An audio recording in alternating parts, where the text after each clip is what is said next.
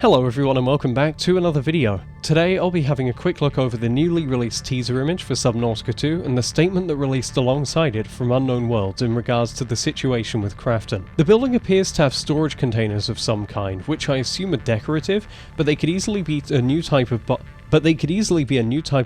the player could organise a bit better than the traditional lockers. It's also a nice example of the modular building system, which is a custom shaped base. And we've got our first glimpse of the superconducting foundation, as you can tell by the patterning on top. In terms of potential hints to the power system, it looks like we'll be keeping a similar structure to the original, where smaller objects like light sticks won't need power, but large ones will need to be hooked up. In the background on the left, we can see another power cable like in the older devlog. While this could be an environmental decoration, I'm wondering if it might be a replacement for the power transmitter in the first two games. Over on the right is confirmed to be a builder fragment, but accidentally clips into the ground. I'm also hoping that the sign out front is something we can build with as an external alternative to labels, and it'd be really fun to see that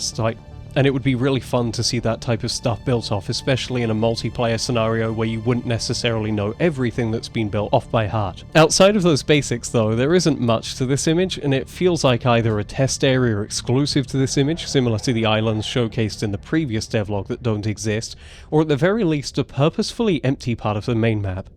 It also doesn't look like the water surface is significantly newer compared to the one seen previously, which as the dev stated was outdated at the time.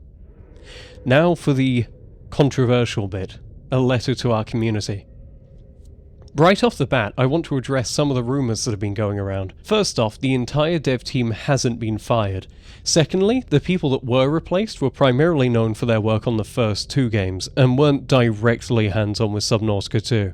And finally, there hasn't been enough time for the game to have been ruined, and we don't have any news beyond this in the initial Crafton statement.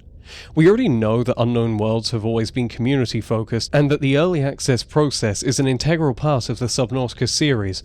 While Crafton mentioned focusing on speed, the mention of a timeline in the dev's post makes me think it'll be primarily about setting fixed goals to meet, to give the public a more solid idea of how quickly the game will be developed, rather than it being vague like the first two games. I can already hear the thoughts about how it's not about what the previous people didn't do, but what the new person can do, but I honestly think the best thing to do is wait until we have more information, wait until the game comes out to make any judgments, and remember that it's still being developed by the exact same passionate people as before. I don't think Crafton would jeopardize what has the potential to be one of their more successful franchises for the sake of some corporate view of game development, as that would basically be shooting themselves in the foot. Anyway, with all that said, Abraxas is apparently working on the next Subnautica 2 related video, which I'm excited to see. And we now know that the PDA will be voiced by a real person that sounds similar to the PDA from the original game. For that, I'm hoping it has more of a snarky attitude as found in earlier versions of the first game that slowly got phased out, but we'll have to wait and see. Anyway, that's all I have today. I wasn't initially considering covering this, but as I've said before, my goal is to log as many of the major happenings as I can, and a change in leadership seems quite important. We also got a new juicy 5K image I couldn't let go to waste, so see you next time and goodbye.